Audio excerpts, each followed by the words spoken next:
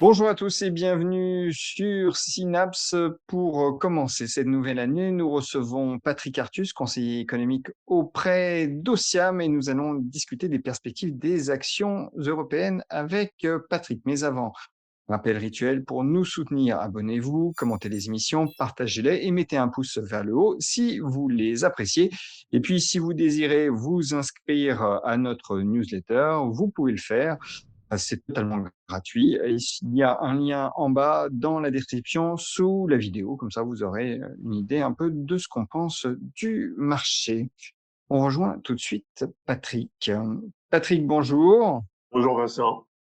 Alors, le consensus des analystes est plutôt optimiste en ce qui concerne les perspectives bénéficiaires des entreprises européennes, puisque, grosso modo, ils tablent sur une progression des bénéfices par action de 14% en 2026.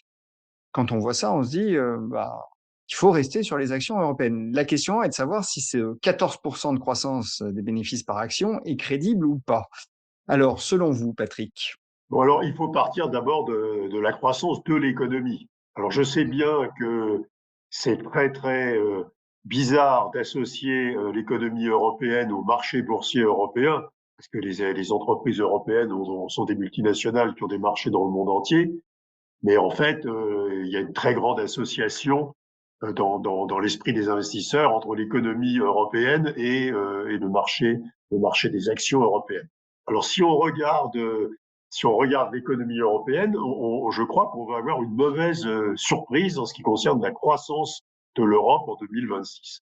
En réalité, la croissance, c'est la somme de trois chiffres. La croissance du PIB, c'est la somme des gains de productivité, c'est la somme de la variation du taux d'emploi et c'est la somme de la croissance de la population en âge de travailler.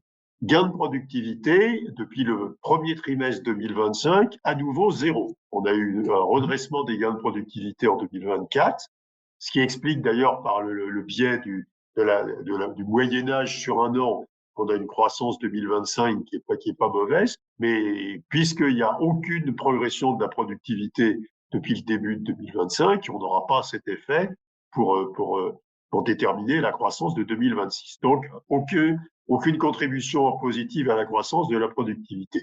La population en âge de travailler, elle diminue de 0,2-0,3% par an. Et le taux d'emploi, il augmente en général en moyenne de 0,4 points par an, ce qui fait une contribution à la croissance de à peu près 0,6 points. Mais en plus, on s'aperçoit que depuis le troisième trimestre 2025, le taux d'emploi n'augmente plus en Europe.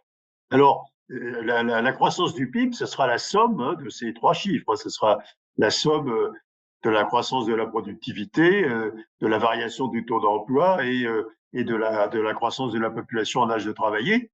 Et quand vous faites cette addition, ça fait au mieux 0,6-0,7% et certainement pas le 1,2% qui est dans les consensus. Donc, mauvaise surprise sur la croissance. Alors, deuxième argument qui a poussé beaucoup d'investisseurs à se détourner du marché américain et à investir sur le marché européen, c'est la valorisation beaucoup plus faible du marché européen. Alors, effectivement, on a un marché européen. Alors, si vous regardez le PER sur les résultats instantanés, le S&P doit être à 26 et l'Eurostoxx à 15-16. Mais en réalité, cet écart est complètement justifié par l'écart entre les taux de croissance nominale. Vous avez 6% de croissance nominale aux États-Unis et moins de 4% de croissance nominale en Europe. Et nettement moins de 4%. Vous avez plutôt 3,2, 3,3%. Et donc, l'écart entre les croissances nominales qui est beaucoup plus important que l'écart entre les taux d'intérêt, évidemment, ça implique une valorisation du marché des actions plus faible en Europe et qui va rester plus faible. Et puis, troisième argument, le redressement des bénéfices par action.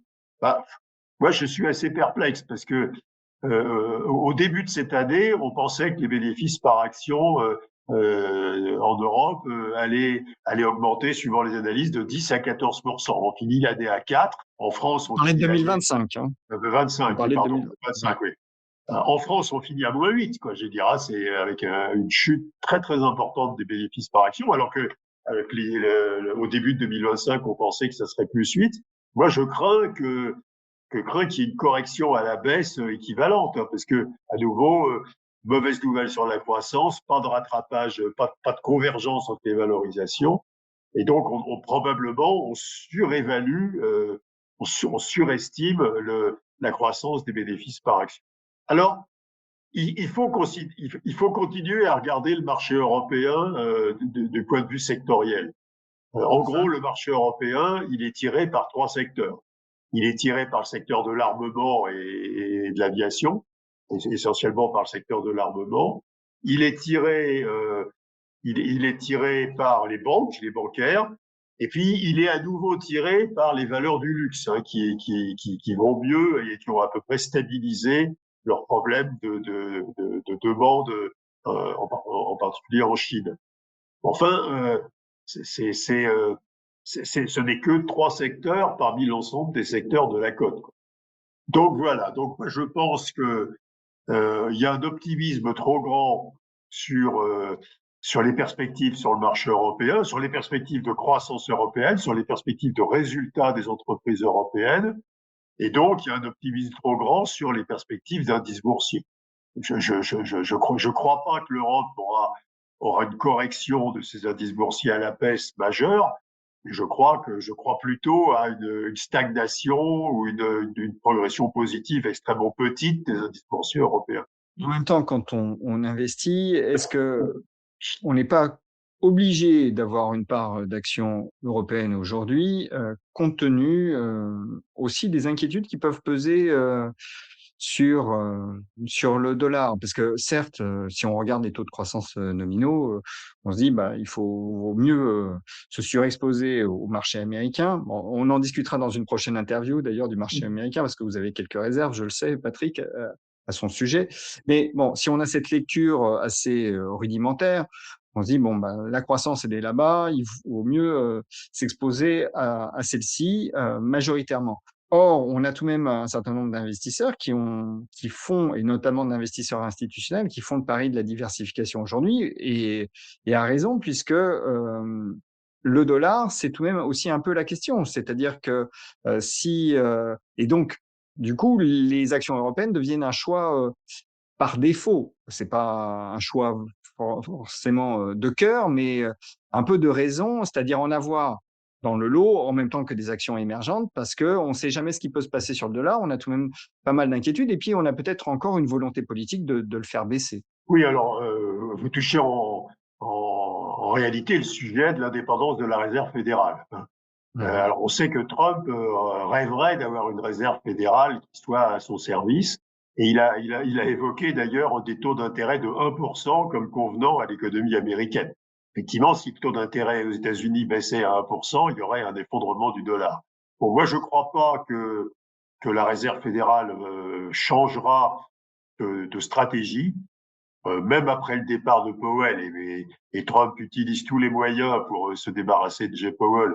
D'abord, il y a l'ambiance de l'institution, hein, c'est une banque centrale, c'est une institution qui travaille avec des services de recherche. Enfin, c'est c'est c'est pas une institution qui prend ses consignes à la Maison Blanche, hein. C'est une institution qui travaille en interne, où les membres du Conseil des gouverneurs passent beaucoup de temps avec les chercheurs. Pardon, donc la recherche a beaucoup de poids dans les décisions. Et puis, les gens raisonnables vont rester en majorité au FOMC, hein. Le FOMC, les gouverneurs de banques centrales régionales ont été confirmés, et donc Donald Trump ne prendront pas le contrôle du FOMC. Donc, je crois que la Réserve fédérale continuera à mener une politique monétaire qui convient à l'économie américaine. Alors, quelle est cette politique monétaire? C'est très compliqué de faire de la politique monétaire aux États-Unis aujourd'hui, hein, parce que il y a beaucoup de croissance. C'est pas l'objet de cette interview, mais il y a un marché du travail qui est pas très très brillant et il y a trop d'inflation. Donc, bon, les marchés pensent que les taux d'intérêt de la Réserve fédérale vont encore baisser de 50 points de base. C'est pas tout à fait certain. Je pense que spontanément, la Réserve fédérale est presque au taux d'intérêt d'équilibre. En réalité, il y a quand même 4% de croissance réelle, quoi, je dirais. Et donc, le taux d'intérêt, alors, le taux d'intérêt réel d'équilibre, ça n'existe pas en réalité, mais enfin, ça sert de référence. Le taux d'intérêt réel d'équilibre, probablement, il est assez élevé aux États-Unis. Donc, donc je ne crois pas que la Réserve fédérale a la possibilité, même après le départ de Jay Powell, de baisser fortement les taux d'intérêt. Vous L'économie voyez pas une américaine, baisse, donc vous voyez pas une baisse, une poursuite de la baisse du dollar, le finalement. dollar, le dollar est bien stable à 1,17 vis-à-vis de l'euro depuis très longtemps. Et puis on surestime sa chute parce que il avait beaucoup monté juste après l'annonce de la victoire de Trump, mais c'était quand même un choc. En réalité, le dollar a baissé de 1,08 1,09 à 1,17 sur l'euro et puis s'est stabilisé. Donc c'est pas une dépréciation majeure du dollar et ça laisse un dollar qui est à un niveau très très proche de la parité de pouvoir d'achat. Donc moi, j'ai pas d'inquiétude profonde sur le dollar. Et alors, j'ai une inquiétude globale sur les marchés obligataires, mais pas sur le marché d'échange, quoi. Pour en revenir aux actions, européennes, bon, vous disiez que finalement il n'y avait pas gros potentiel pour celles-ci. En 2025, on a tout de même assisté à des mouvements assez importants dans cette classe d'actifs, puisqu'on a les valeurs cycliques et value qui ont été plutôt recherchées, au détriment de la croissance dite de qualité. Est-ce que vous pensez donc qu'on va rester dans la même dynamique en 2026 ou pas? Puisque l'armement a déjà bien performé, les banques qui font partie de la value et des cycliques on surperforme depuis un moment déjà. Est-ce qu'on... on- La question, c'est à nouveau, c'est que la progression du marché, elle se repose sur un tout petit nombre de secteurs. Bon, le luxe qui a l'air de sortir un peu la tête de l'eau après une mauvaise année 2025, et puis bien entendu l'armement et l'aéronautique et les bancaires. Et alors, il y a toujours la difficulté de juger si une hausse a été raisonnable ou pas. Si vous prenez les valeurs de l'armement, la hausse a été absolument considérable en 2025. Est-ce que cette hausse va se poursuivre en 2026-27? Ouais, moi, je sais pas. Je sais pas faire la part de ce qui est l'anticipation des chiffres d'affaires futurs de ce secteur. Et puis, on peut avoir quelques doutes sur la réalité des plans de stimulation des dépenses militaires dans un certain nombre de pays. En Allemagne, vous avez les cinq sages ont émis quelques doutes sur la réalité du stimulus qui et sur qui a été décidé par Merz. En France, bah, pour l'instant, le budget militaire est bloqué et donc je ne sais pas si l'enthousiasme pour les valeurs de la défense est pas un peu surfait. Donc c'est très difficile de juger toujours si une hausse des cours et l'anticipation d'évolution future dans la même direction ou est-ce que c'est un surajustement. Mais à nouveau, ce qui est clair, c'est que le marché européen, il est tenu par un tout petit nombre de secteurs, quoi. Et donc, l'industrie européenne va pas bien. À nouveau, essentiellement les bancaires, le luxe et les valeurs de l'armement. Et donc, moi, je suis pas analyste sectoriel, mais, mais, mais, mais quand je vois la rapidité avec laquelle ces valeurs ont progressé en 2025, ça pose question. Donc, moi, je serais plus Est-ce prudent sur le marché européen globalement que les analystes. est-ce que vous considérez du coup tout de même, bon, Je sais bien que vous n'êtes pas analyste sectoriel et je vous demande pas ça non plus, une décomposition, des opportunités et des risques en matière sectorielle. Mais est-ce que vous pensez pas tout de même aujourd'hui qu'on est davantage dans un compte tenu de tout ce que vous dites, davantage dans un marché de stock picking, c'est-à-dire de valeurs au cas par cas et Oui, oui, ça reste plus le qu'autre cas. chose?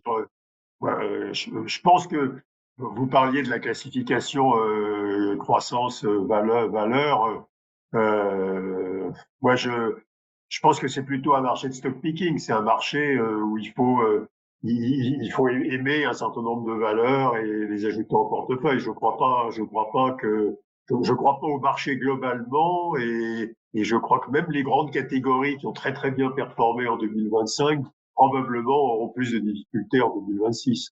Donc pour résumer, je vais essayer de faire un peu la synthèse de ce que vous nous avez dit, Patrick, c'est que vous n'estimez pas que les prévisions ou les anticipations de croissance bénéficiaire qui sont de 14 en ce début d'année pour 2026 soient raisonnables. Vous rappelez que d'ailleurs en 2025, on était parti aussi assez haut pour finalement, se retrouver avec, un plus 4 sur, l'Euro Stoxx, hein, il me semble, je crois. En tout cas, on était parti à 10-12 et on avait fini à +4.